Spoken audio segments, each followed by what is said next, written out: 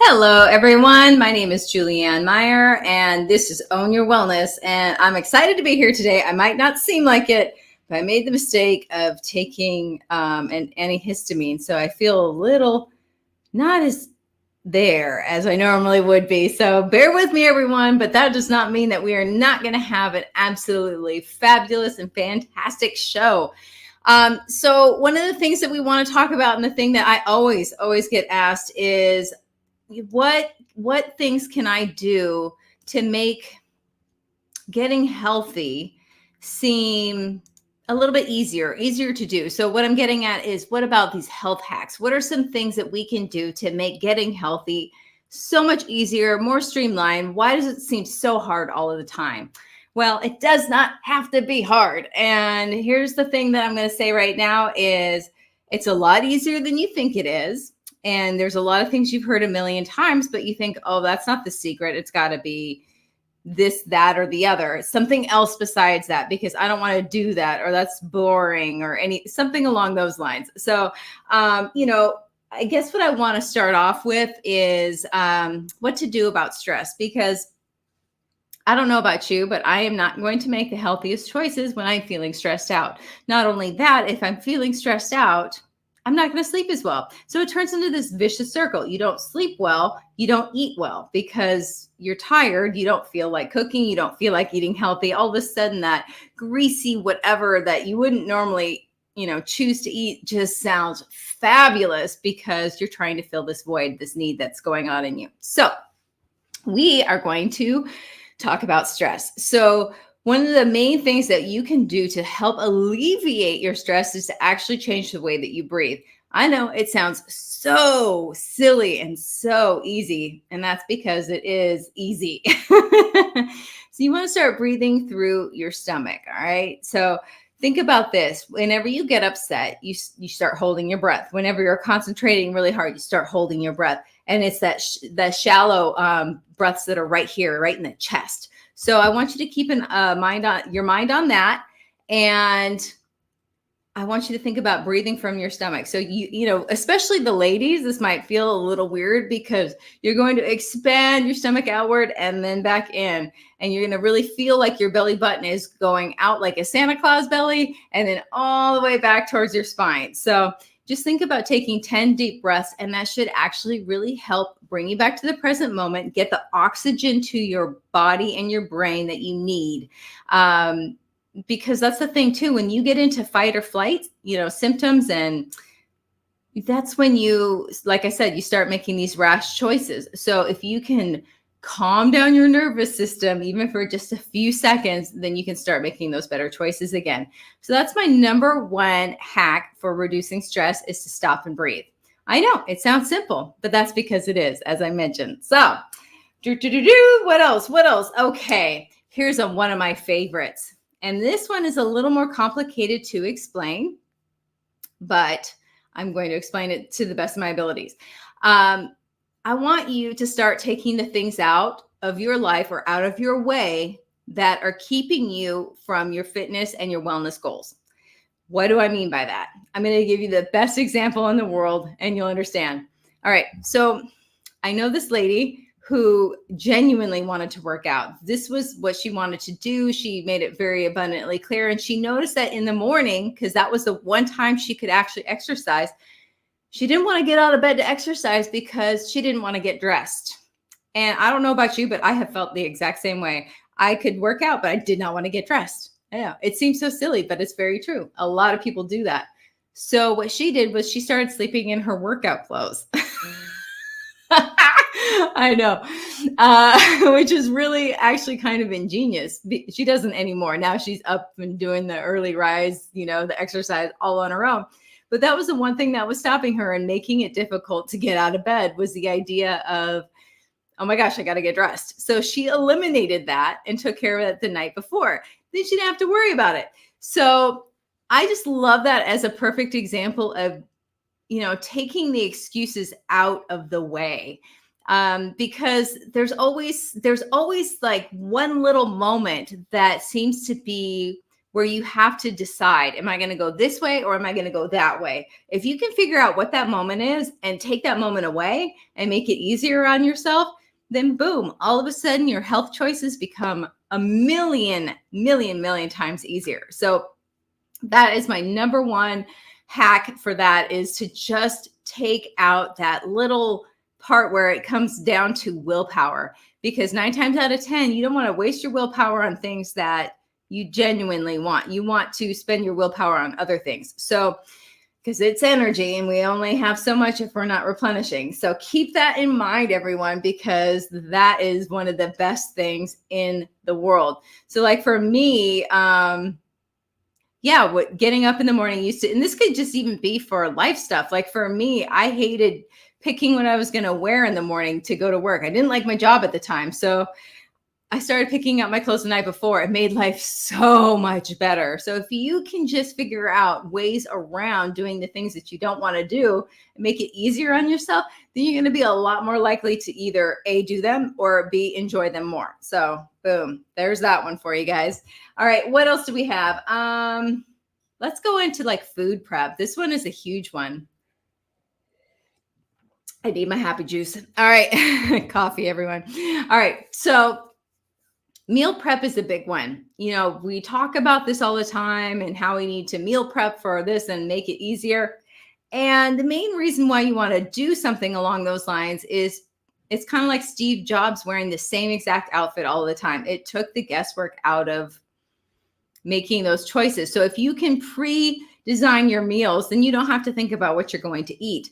Now, if you're anything like me, you would go and buy all the food and then you would leave it in your fridge all week long until it goes bad and go eat out every single day instead of eating the food that you just bought because you didn't feel like meal prepping.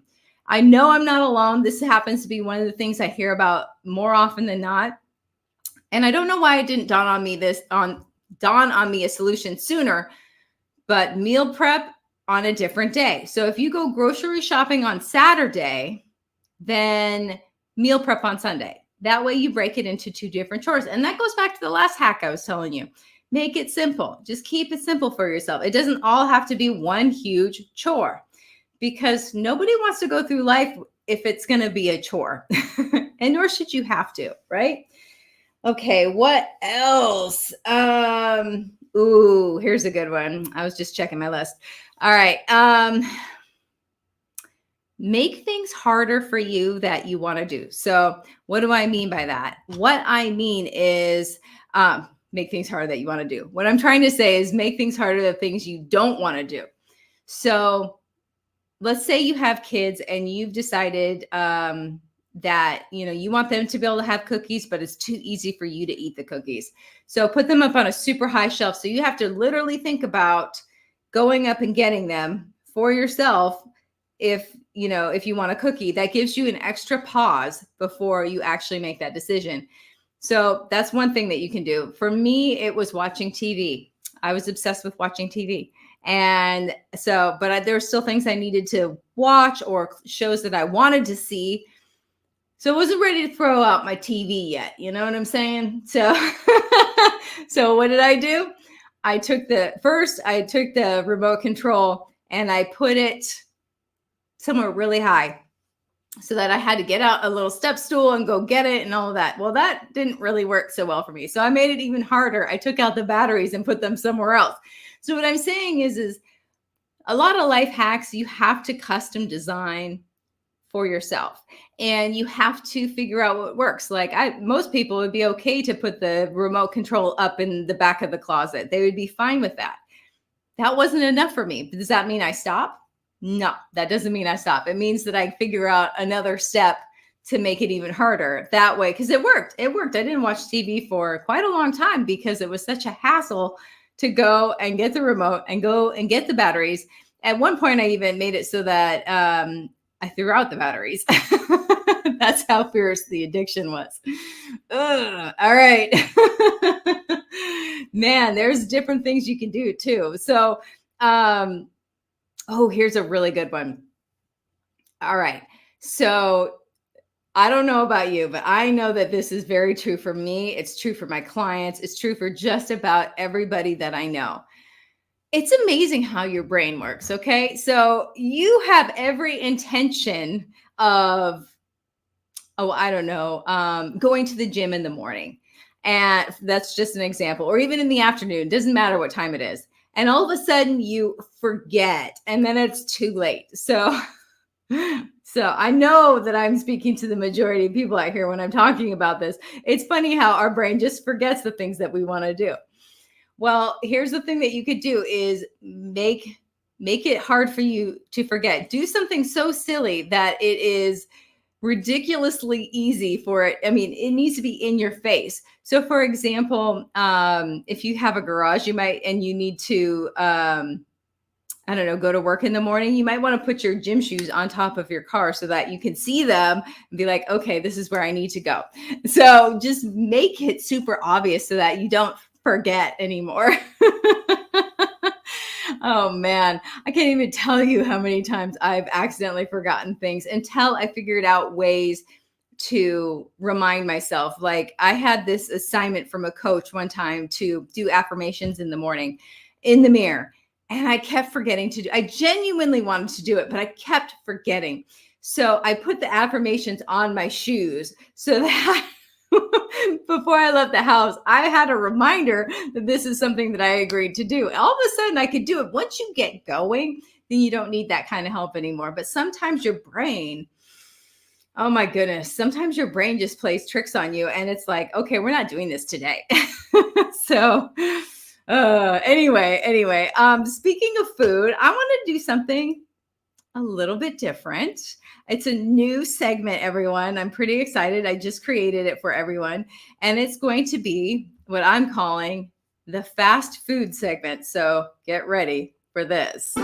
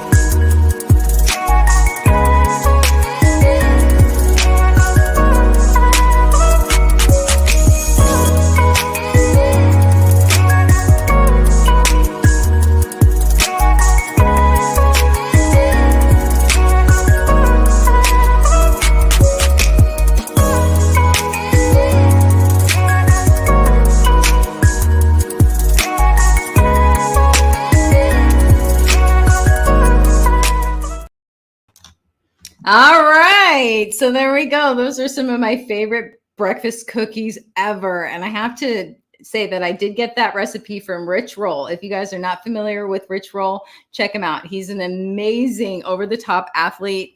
And he's a really cool dude. And that's one of his recipes. And I love my cookies. So I'm not giving them up. So I might as well make them healthy so I can still enjoy them, right?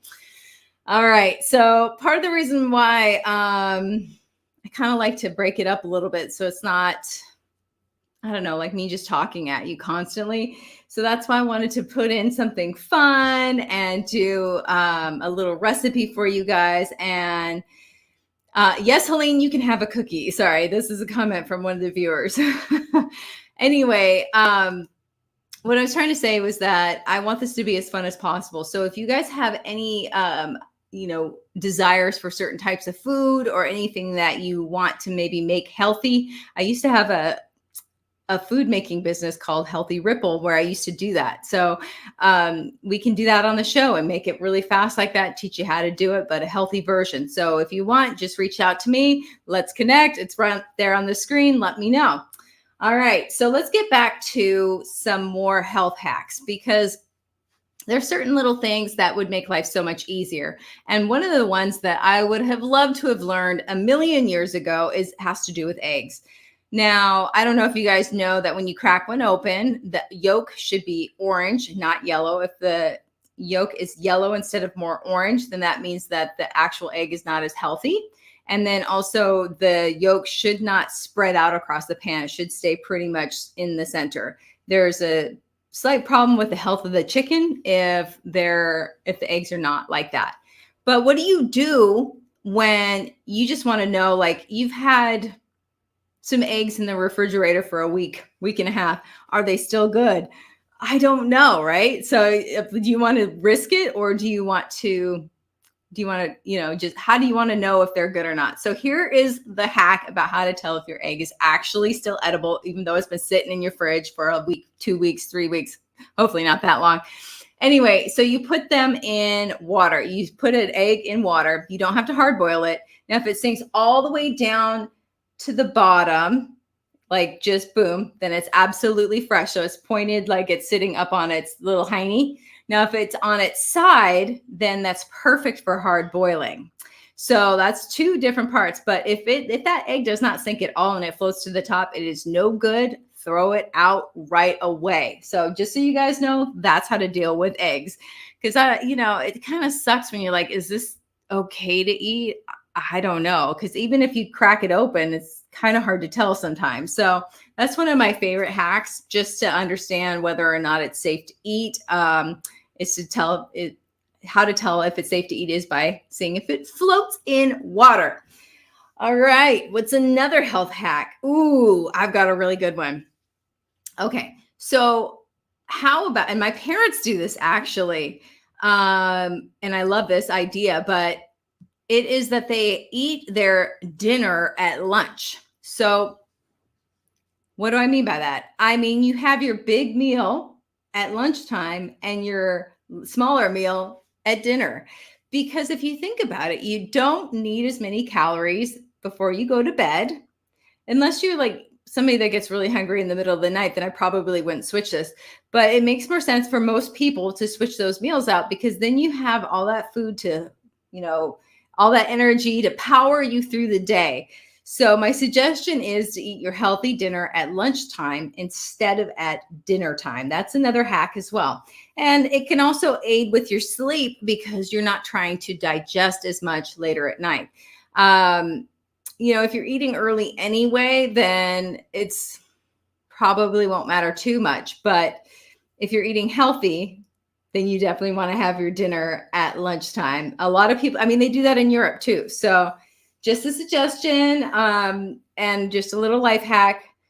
It works great for a lot of people. So keep that in mind. Now, something else. What do you do when you have, you bought all these herbs and you maybe bought them for one meal and they're about to go bad and you spent like $10 on all these herbs because you got 3 or 4 different kinds and they're all going bad. Well, you may not know this, but you can freeze them. Either you can freeze them just as is, which isn't as much fun, or you can put them in an ice cube tray with some olive oil and freeze them like that. So all you have to do when you're ready to cook is pop out an ice cube and boom, you're ready to go. Not only are you not wasting food, but you've got something that's good to go as if it's fresh. So there's another little life hack for you. Health hack, I should say. So something else, let's think about this. So speaking of frozen, it made me think of this just off the top of my head is a lot of people, don't realize how good frozen food can be for them. So if you're going to pick either fresh or frozen, sometimes frozen is actually better, because the second something is picked, it starts to lose its vibrancy, its life. Think about it. It's dying because it's been picked. So how long did it take to get to you? Did it come from Mexico and had to be shipped up here? How long has it been sitting on the shelf? How long did it take since it was picked from that field to get to you? So sometimes it's actually better to eat frozen food, and it's easier to cook frozen food sometimes when you're in a hurry. So that's something to keep in mind as well, because it's a nice little life hack. So the one kind of vegetable that I would try and stay away from, unless, it's a financial thing, is I would definitely try and stay away from the canned vegetables, because they have a lot of sodium and they are just not as healthy. Now, you know what I'm going to say, right? You know what I'm going to say. It's not all or nothing. If that is what you can afford, and that is still a step above Twix bars, it's still a step above so many different things. So no shame in the game if that's the kind of vegetables you're actually going to eat. Because if you are not going to actually eat the fresh vegetables, but you'll eat the canned, then go for the canned, because those are the ones you're going to eat. It's like when people ask me, what's the best exercise? I always say it's the one that you actually do. So keep these things in mind, but remember, you do the best you can, and that is more than enough. I just want you guys, I know I say this all the time, but I want you to have options. And that way, when you get to that point, you're ready. Let's say you start off, you haven't touched a vegetable your whole life, right? So now you're eating canned vegetables because you can stomach those. Those ones, those are palatable to you. Then you're going to be eating those for a while. Then you're going to be ready to graduate to something else. It never goes back the way it was. It always moves forward. You don't need to go from, Halloween candy as a snack to kale chips, okay, in one fell swoop. It can be a progression of things. So you don't have to go all the way 0 to 100.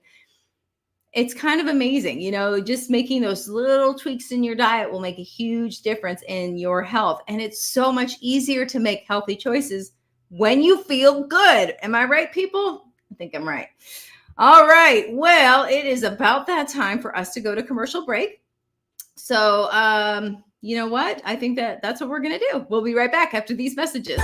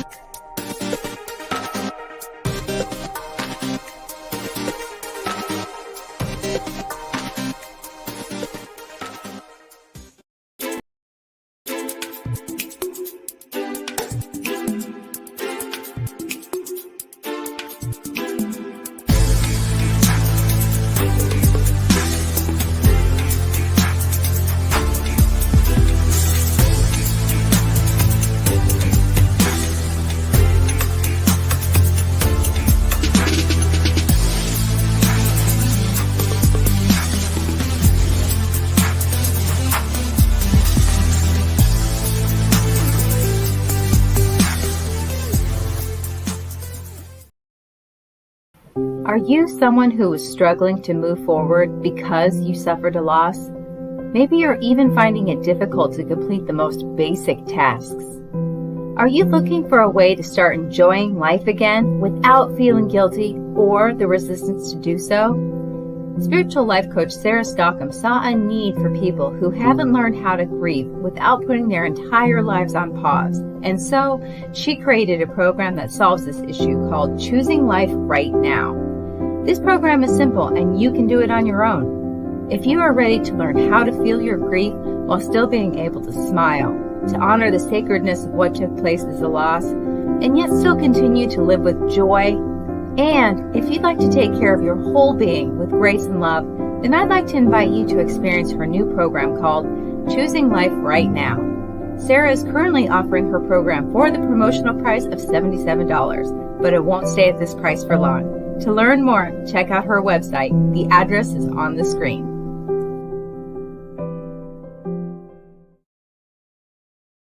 When drug or alcohol addiction take over, things begin to disappear. Your friends, your family, and eventually, you. Recommended by Dr. Phil, New Method Wellness can help get your life back with individualized treatment plans for dual diagnosis clients. New Method Wellness provides the most highly credentialed treatment in a safe and welcome environment. Call New Method Wellness for your free consultation and ask about our national accreditations. Together, we can put the pieces back together.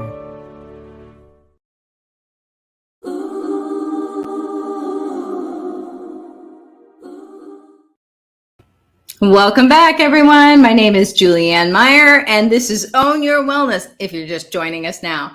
You know, something I forgot to do was welcome everybody who is watching us live. Thank you for being here, everyone. You are very much appreciated. All right. So, here's the beautiful thing about this being my show. I get to choose what we talk about, right? And I was thinking we were going to go straight to Ask Julianne, but there's a couple more, tips and tricks that I really want to make sure that we mention because I think they're important. So one of the things is, especially when I lived in New York, oh my goodness, it was hard to sleep. There were so many different reasons. The stress of just living there was really intense. I mean, it's a different energy for those of you who've never visited, let alone lived in New York City. Anyway, so it made me think about how many times people say, I don't sleep well. I can't sleep. I can't get to sleep. And one of the best ways to work on that, shall we say, is to start a different sleep habit, a sleep habit for bedtime. So what you want to do is train your brain to certain cues and signals as to that it's bedtime. So for example, we hear turn off electronics at 8 p.m. All right, well, that's great. But there could be other things that you add that tell your body it's time to start winding down. Things like taking a bath or drinking a cup of tea or reading a chapter in a book, just certain cues that let your body know that it is time to go to sleep. Now, the problem with taking a sleep aid, and I took them for years, so I can't really, say anything or be judgy. Not that I would, but the thing is that it actually does affect your brain. I don't care if it's over the counter. I don't care what it is. It does affect your brain chemistry. And there are issues whenever you introduce something into your body that isn't coming to you naturally. So, one of the things that I always get asked is about supplements. But the thing with supplements is you can't supplement yourself out of a bad diet. You can't supplement yourself into good health. So you really do need to take care of the basics. And it really is basic. Just pick one thing and stick with it for 30 days. And see how much your life improves. It's so much easier when you see the results. It is so much easier when you don't try and take on more than one thing at a time. Another simple way to think about making these health changes is, and I'm going to use the term from, Alcoholics Anonymous, one day at a time. Think about it one day at a time. You can tell yourself, I'll do it tomorrow if I still feel like it. And, like if you're trying to, stay away from sugar, for example, then you say, okay, I'm not going to eat it today, but I can have that tomorrow. Or if you are trying to exercise, well, today's not going to be my day off, but tomorrow can be. If you do that, then it's amazing how much easier it gets to make those healthy choices for yourself. So that's something that I just really wanted to make sure, that we mentioned is about sleep in particular and how to make these healthy choices easier because it shouldn't be that hard. And we make it so much harder on ourselves than it needs to be. So those are two things. But the other thing that I really wanted to mention was, if you're like me, you spend a lot of time in your car. And I do. I spend a lot of time traveling to clients, traveling, for work, things like that. So I've turned my car into a little university. So instead of, zoning out to gangster rap, for example, I might listen to a book on tape. I know that's dating me. And obviously I don't have a tape recorder in my car, a cassette player in my car, but you get the idea. I might listen to Think and Grow Rich, for example, instead of listening to music. Now, there are benefits to listening to music too. So I'm not saying that there isn't, but why not? If you're stuck in this captive space, why not make the most of it while you're there? You know what I'm saying? I definitely love the idea of turning your car into a mini university. Or, if you're not going to read at night, and you still want to get that information, then a good way to do is to listen to it while you're in the car. It's obviously not going to have exactly the same effect, but it's still better for you than not at all. Once again, it doesn't have to be all or nothing. So just remember that is a possibility. You can turn it into a learning session for yourself.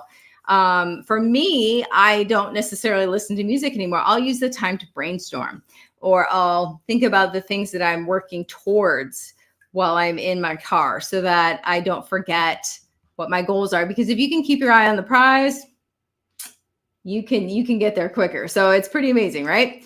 All right. I think it might be time for another section. Who is ready for Ask Julianne?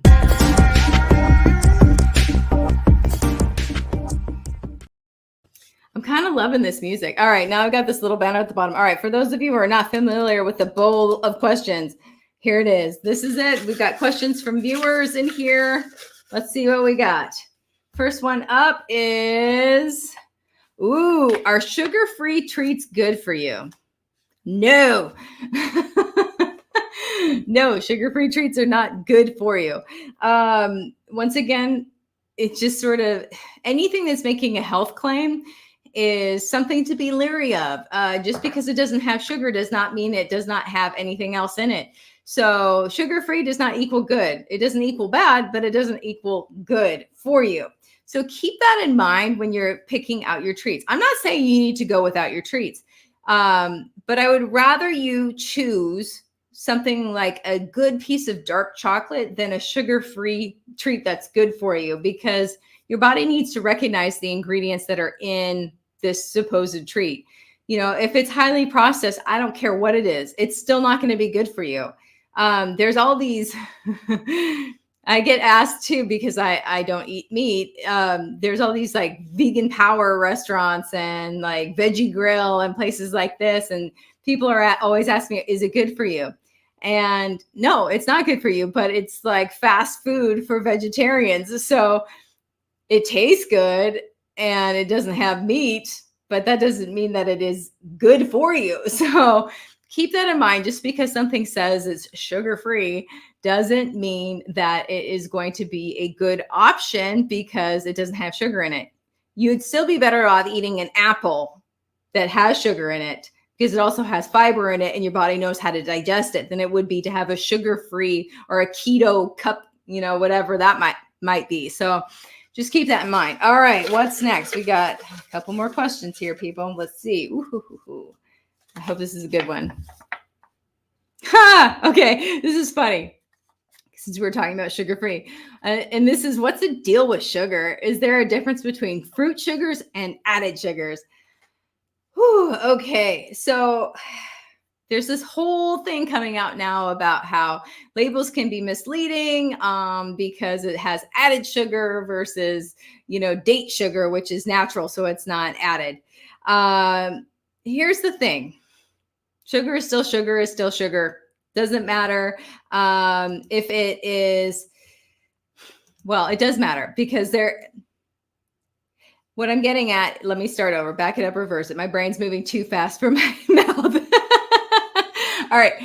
So there's recreational sugar, and then there's the fruit sugars. Now, too much of anything is not a good thing. So, dates are really high in sugar. A diabetic should not be eating dates. I don't care. They just shouldn't, because it's too high in sugar. It doesn't make it good for you. It is still better for you if you're going to put a pound, like a date in one hand and whatever the weight equivalent of white sugar in the other, it's still better to go with the date than it is to go with the white sugar.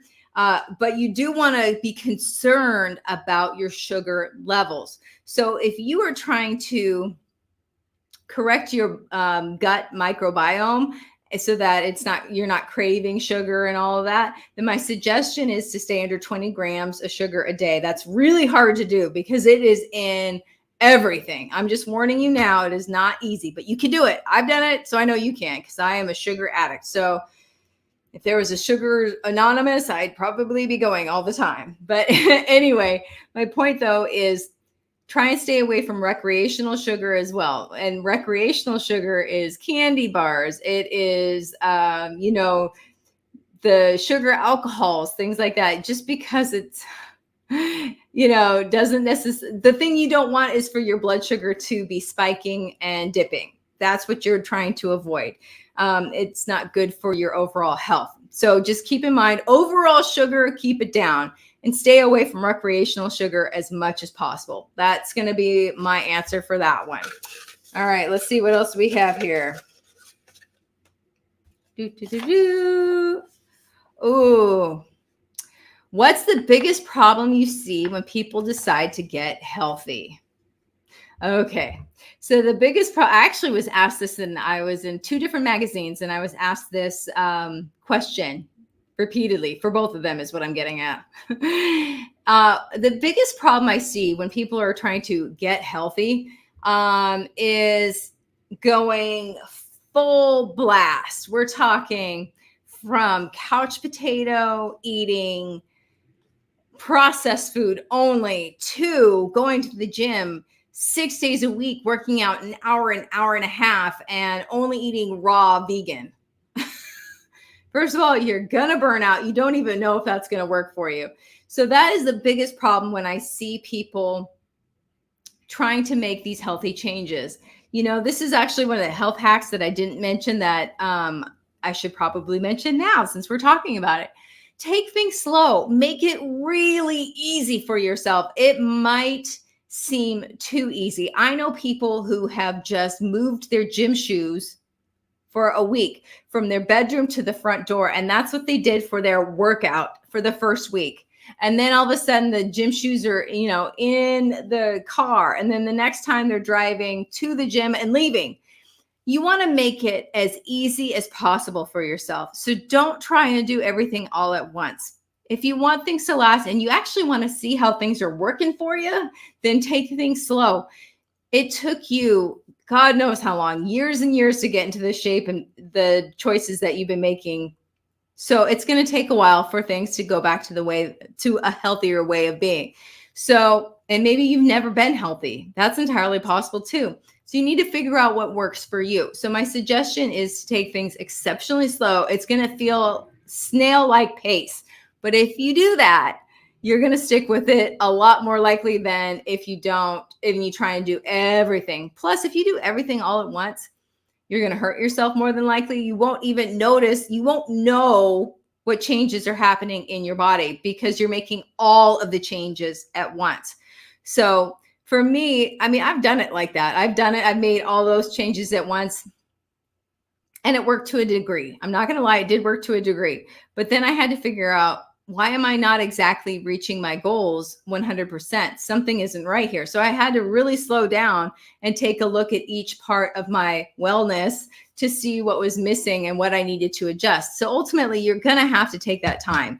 So my suggestion for everyone is go extra slow. Besides, your brain loves going extra slow because it's like yes, you get that dopamine hit once you do what you said you were going to do and you start trusting yourself more.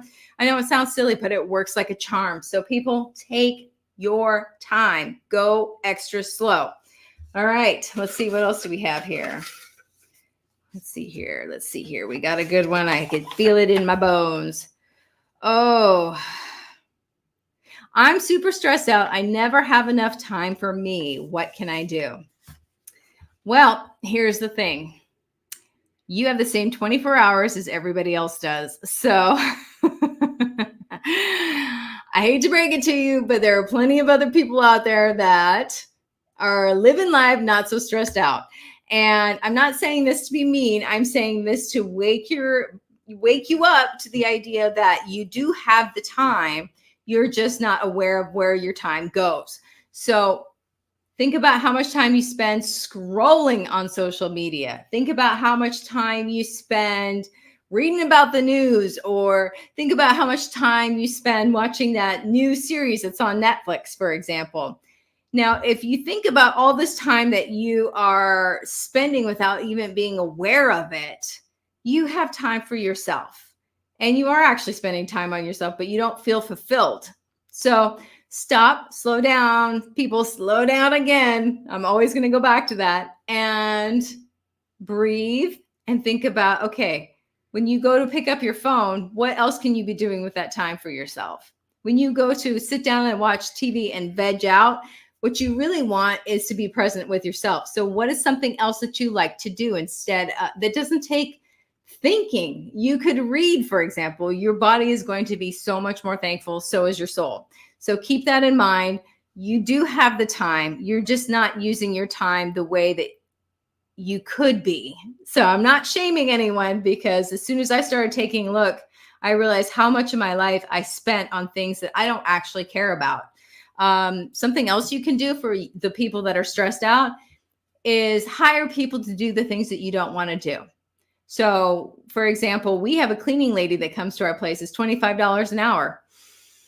It's worth it. Now I don't have to do that. I get all these extra hours to myself that I never had before, because I hired somebody to take care of that for me. All right. So these are just ideas. We are running low on time, but I want to do one more question before we go to the next segment. Let's see here. Oh, I love this question. I get this asked all the time. Why should I hire a coach when I can do it on my own? Okay. Nobody needs a coach. I'm just going to say this. LeBron James doesn't need a coach. Nobody needs a coach, but are you doing it on your own anyway? If you're asking me why should you spend the money on a coach? Because you're not doing it on your own. That's why. And who doesn't love a cheerleader, someone in your corner? Okay, I'll give you an example that it has nothing to do with wellness that I think is a phenomenal one that everybody can relate to. Doing your own technology.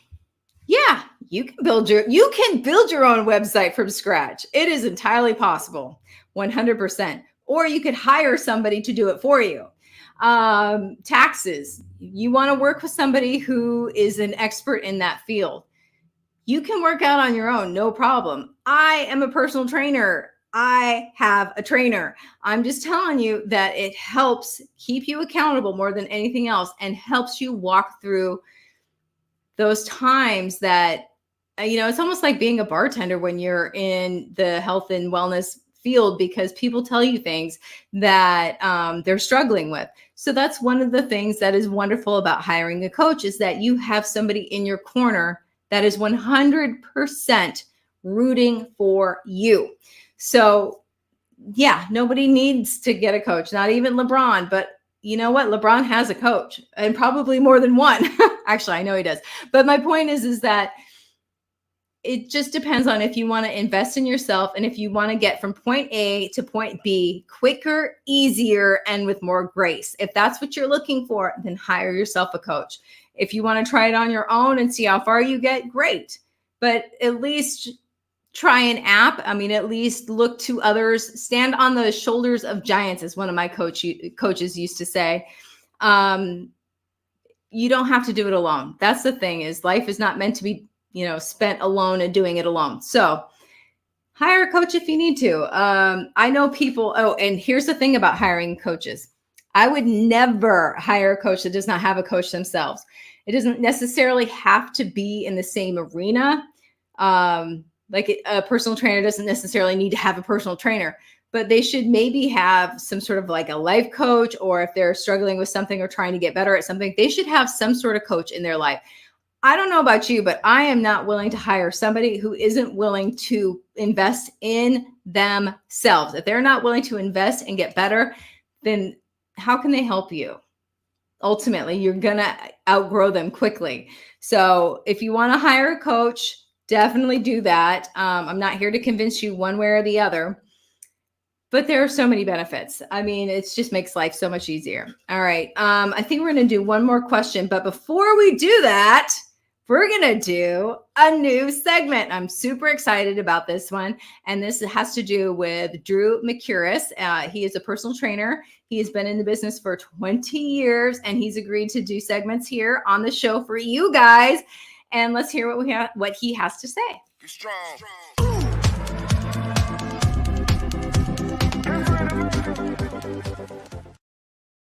Hi, and welcome to the first edition of Here's to Your Health with Coach Drew. I am Coach Drew. When I was thinking about what I wanted to speak about in my first segment, I decided that I would share with you information I tend to share with my clients all the time. And that is being healthy, losing weight, feeling good is really not rocket science. I can't tell you how many times over my 20-year career as a personal trainer, I've had clients come to me and say, Drew, what do you think about this paleo diet that I've been reading so much about? What about this keto diet? Drew, what, I just was listening to the radio and they were talking about this celery diet. What do you think? And I always tell them the same thing. I say, look, being in shape, being healthy, it's not rocket science. Keep it simple, sweetheart. Don't overthink it. All you have to do is eat well and exercise. It's as simple as that. Not to overthink it. And all these things that you hear about for the most part are not sustainable. Think about what happened to Atkins. I mean, it's still around, but remember it was the latest thing that people realized, if all we're really eating is like protein, we're not going to really have a ton of energy. Things like that just aren't sustainable. So what I suggest to my clients is fairly common sense, get your fruits and your vegetables and your lean proteins, drink a lot of water, get a lot of sleep. It sounds basic, but there's a reason that those ideas have been around forever. It's because they work and they're sustainable. The other thing I tell people to do, bottom line, because there is a lot of conflicting information out there about what's good for you, what's not, is listen to your body. Always just listen to your body. Your body knows best. Think about back in the day when you were younger, if you ever tried smoking cigarettes. Your body tried to tell you the first cigarette that you smoked, please don't do this to me, you're killing me, this is poison. Or the first time you drank straight alcohol, your body tells you, look, this is not right, don't do it. And think about even now, like as you get older, some people just tell me, yeah, Drew, when I drink dairy, I get bloated and so I say, yeah, probably don't drink dairy then, maybe that's not good for you. But it depends on the person. Like my girlfriend, she's vegetarian. She looks great. She feels great. It works for her. Me, I definitely need my lean meat, my lean protein. I crave it. My body tends to really value it and appreciate it and crave it. So again, it's whatever works for you. Listen to your body. And then when it comes to exercise, obviously things like weight training are important, especially the older you get. But find something you like to do. Again, keep it simple. You don't have to do what the latest fad is or the craziest new gym that opens that has all these different crazy moves. It could be as simple as doing some yoga or swimming or biking, or for me, it's weight training and pickleball. I'm a huge proponent and passionate about pickleball because it's what I love to do, and so I'm going to be more apt to do it. So bear in mind, I'm not saying that things like intermittent fasting, there isn't value in it, because there are studies that show that there are. But really, when it comes to your health, the best way you can serve yourself is to keep it simple, listen to your body, and do what you like to do when it comes to exercise. Anyway, I'm Coach Drew. I haven't been Coach Drew. I am Coach Drew. And here's to your health. See you next month. All right. Thank you, Mr. Drew. Appreciate that. That was pretty awesome. Like he said, keep it simple. Keep it simple, sweetheart. Anyway, something that I was thinking about while he was sharing that I want to mention as a really important hack is when you are doing something that you don't want to do because you need to do it, you want to make sure you end on a positive note. Always end on a positive note. You want to bookend the experience so that you're more likely to do it again. So if you end doing something, let's say you're doing some internal work, let's say you're doing, like you're trying to release some sort of whatever.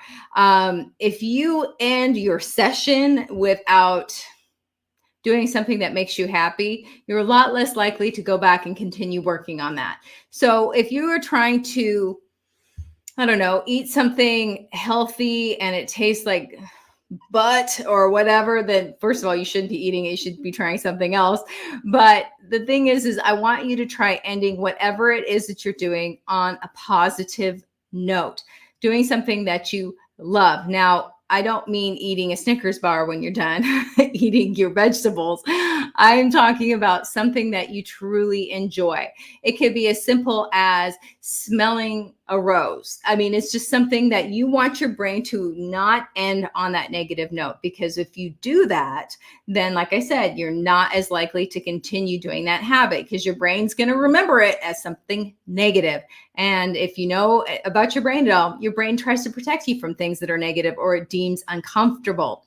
So keep in mind that when you're doing something that you don't find to be all too pleasant, make sure you end on a positive note. It could even be something that you say to yourself. You can make a new ritual out of whatever it is. It could be, for me, when I used to donate plasma, I used to go get, like this healthy drink afterward, and that was my treat. So that's what I want you guys to do, is to make sure that you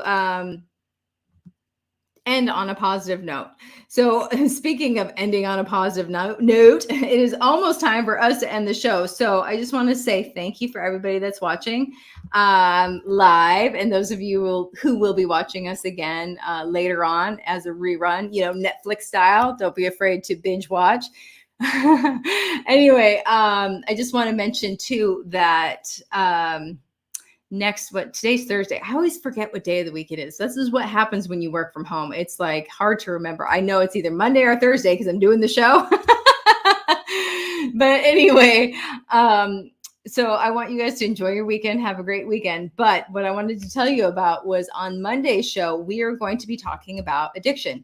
And I am not even referring to drugs and alcohol, which we might touch on because those are great examples of what it's like. And they're extreme examples of what it's like to have an addiction. But what I really want to touch on is people that have addictions to things like their phone, sugar, for example, staying up late, watching TV, these habits and these things that do not serve us. That's what I want to be touching on, those things that are hard for us to let go of, that, we really do want to move on and be better for ourselves and show up differently in our own lives. And that addiction is keeping us from doing that. So that's what we'll be talking about on Monday, everyone. And as I mentioned before, I want you all to have a wonderful weekend, and we'll see you again next week.